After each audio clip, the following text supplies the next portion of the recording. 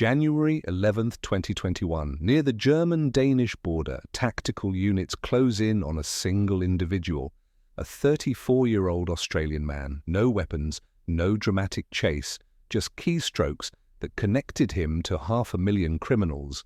Behind him, the world's largest illegal marketplace on the dark web, 4,650 Bitcoin, 12,800 Monero, over $170 million in cryptocurrency, drugs, stolen credit cards, counterfeit cash, malware designed to destroy lives, more than 2,400 vendors, 320,000 completed transactions, and it all traced back to a NATO bunker in a sleepy German wine town. This is the story of DarkMarket. Rewind to 2019. The dark web isn't one place, it's a network of hidden services accessible only through specialized software like Tor. Tor masks IP addresses, making users nearly anonymous. On this encrypted layer, illegal marketplaces operate like Amazon for criminals. DarkMarket emerged as the largest English-language cybercrime forum in this ecosystem. It functioned as a commercial platform where anyone with technical knowledge could buy or sell illegal goods. The site accepted Bitcoin and Monero, cryptocurrencies chosen specifically because they obscured transaction trails. Bitcoin transactions are public, but difficult to trace to real identities. Monero goes further. It hides sender, recipient, and amount. By late 2020, DarkMarket had become the dominant player in the dark web economy. More than 2,400 sellers competed for customers. Nearly 500,000 users browsed listings daily. The marketplace sold everything prohibited by law: methamphetamine, MDMA, cocaine, ketamine. Stolen credit card data by the thousands. Forged documents. Anonymous SIM cards designed to evade surveillance, and malware, malicious software sold as a service ready to deploy against corporations, hospitals, municipalities. Every transaction generated a commission for the site's operators. Every sale reinforced the perception that the dark web was untouchable. But DarkMarket's infrastructure didn't exist in a vacuum. It needed servers, physical machines capable of handling hundreds of thousands of encrypted connections. That's where CyberBunker came in.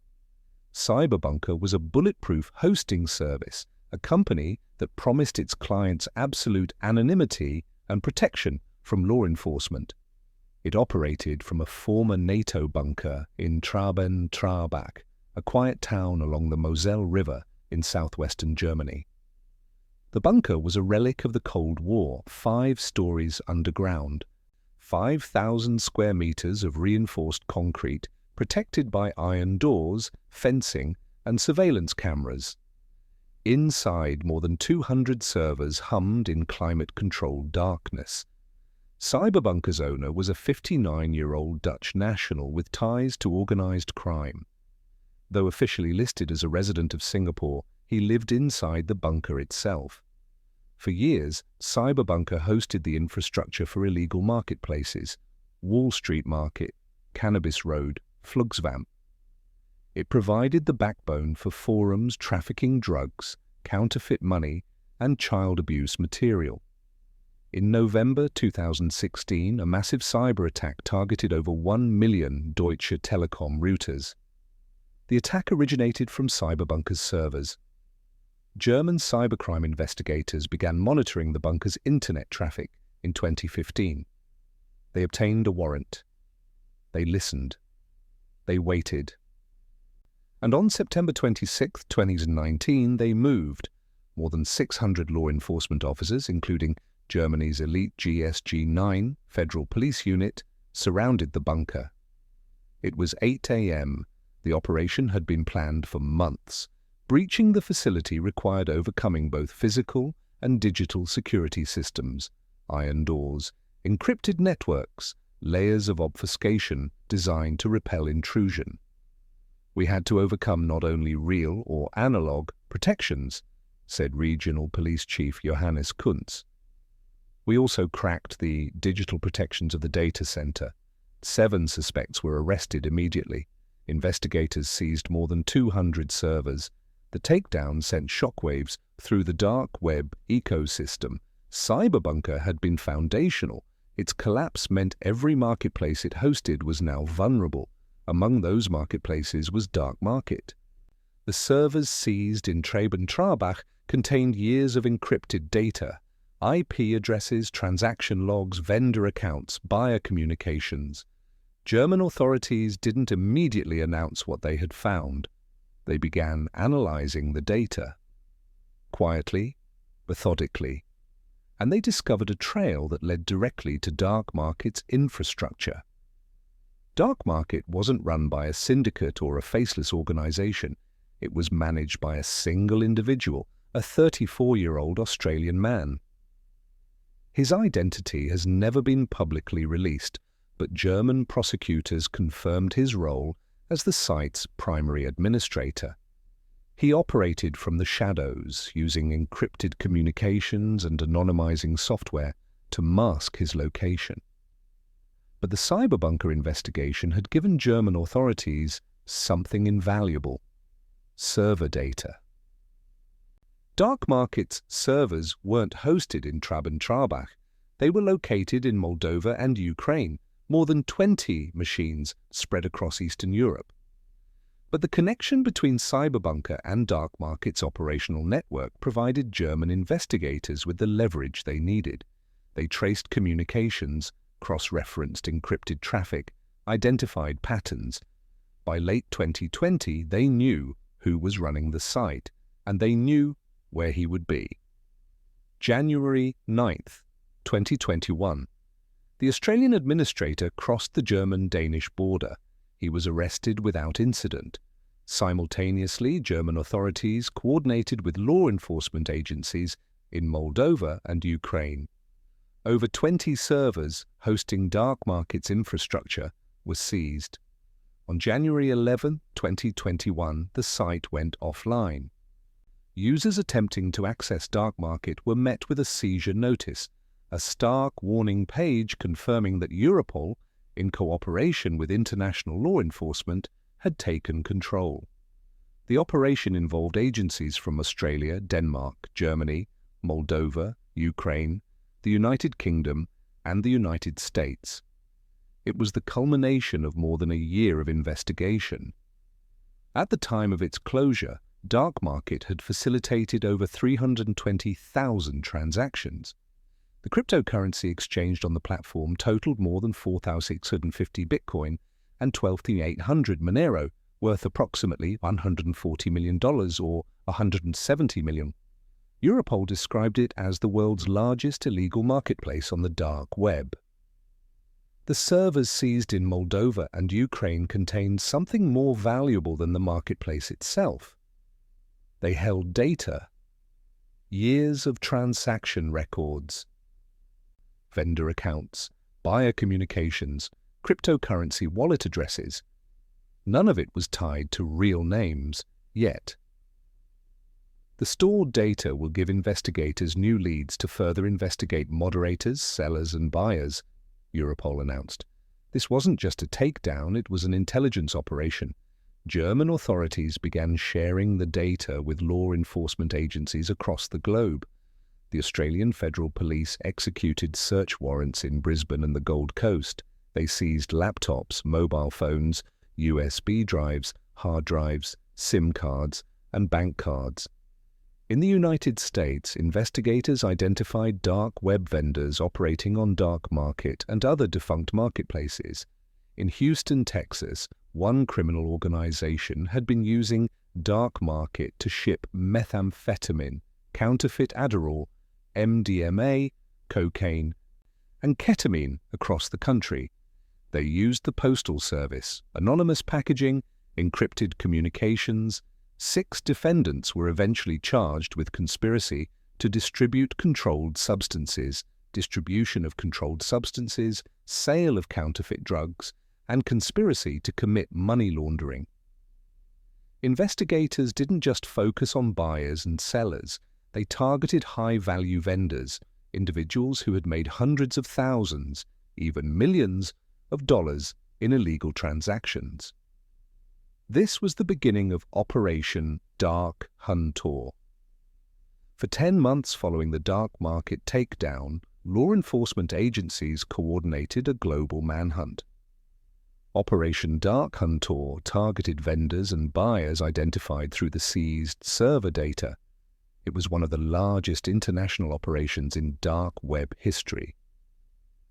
The operation spanned 9 countries: Australia, Bulgaria, France, Germany, Italy, the Netherlands, Switzerland, the United Kingdom, and the United States. On October 26, 2021, authorities announced the results: 150 arrests, 47 in Germany, 65 in the United States, 24 in the United Kingdom. The rest was scattered across Europe. $26.7 million in cash and cryptocurrency seized, 45 firearms confiscated, 234 kilograms of drugs including 25,000 ecstasy pills. Europol described those arrested as among the most prolific or sensitive actors on the dark web. Many had been operating for years, moving product across multiple marketplaces. The investigation revealed how dark web vendors adapted. When one marketplace shut down, they migrated to another: Dream, Wall Street, White House, Deep Sea. But the dark market servers had captured cross-platform activity. Investigators could trace the same vendor accounts across multiple sites. In Italy, authorities dismantled 2 additional marketplaces, Deep Sea and Berlusconi, which collectively featured over 100,000 listings of illegal items. The operation sent a message. The dark web was no longer a safe haven. The collapse of DarkMarket wasn't caused by a single technical vulnerability. It was a cascade of human errors. The first mistake was trusting CyberBunker. Bulletproof hosting sounds secure, but it concentrates risk. When CyberBunker fell, every marketplace it supported became exposed. The second mistake was operational security. The Australian administrator believed anonymity tools like Tor made him untraceable. He was wrong. Server data, timestamps, transaction patterns, communication metadata provided investigative footholds. Once authorities seized the physical infrastructure, encryption became irrelevant. The data was already decrypted on the servers. The third mistake was underestimating international cooperation. DarkMarket's operators assumed jurisdictional boundaries would protect them, but Europol coordinated seamlessly with agencies in Moldova, Ukraine, the United States, and Australia. Geography didn't matter. The internet connected the investigation. Technology didn't fail. People did. The DarkMarket takedown didn't eliminate dark web marketplaces. Within weeks, rival platforms absorbed displaced vendors and buyers. Sites like White House Market and Monopoly Market expanded their operations. But the psychology of the dark web had shifted. Vendors who once felt invincible now operated with paranoia. Every new user could be an undercover agent. Every transaction could be monitored. Law enforcement had proven something critical. The dark web was penetrable. In May 2024, Europol announced another major operation: the seizure of Monopoly Market and the arrest of 288 additional suspects. The tactics refined during Operation Dark HunTOR, analyzing seized servers, tracking cryptocurrency flows, coordinating international raids, had become standard procedure. DarkMarket's legacy wasn't its size or its revenue. It was the precedent it set, that no marketplace, no matter how encrypted or anonymous, was beyond reach. Jean-Philippe Lecouf, Europol's Deputy Director of Operations, summarized the objective: to alert criminals operating within the dark web that the law enforcement community possesses the resources and international collaborations necessary to expose them and ensure they face consequences for their illegal actions. The Australian administrator remains unnamed in public records, his prosecution handled quietly by German courts. The CyberBunker operators were sentenced in December 2021. 8 individuals handed jail terms for enabling a criminal empire.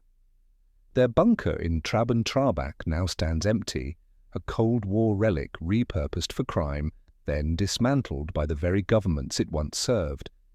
Dark web marketplaces thrive on a single assumption, that encryption equals invisibility. But encryption protects data in transit, not at rest. Once investigators access the physical servers through raids, seizures, or cooperation with hosting providers, the entire operation collapses. DarkMarket demonstrated a fundamental truth about cybercrime. The weakest link is always human, a hosting provider under surveillance, an administrator crossing a border, a vendor reusing a username across multiple sites.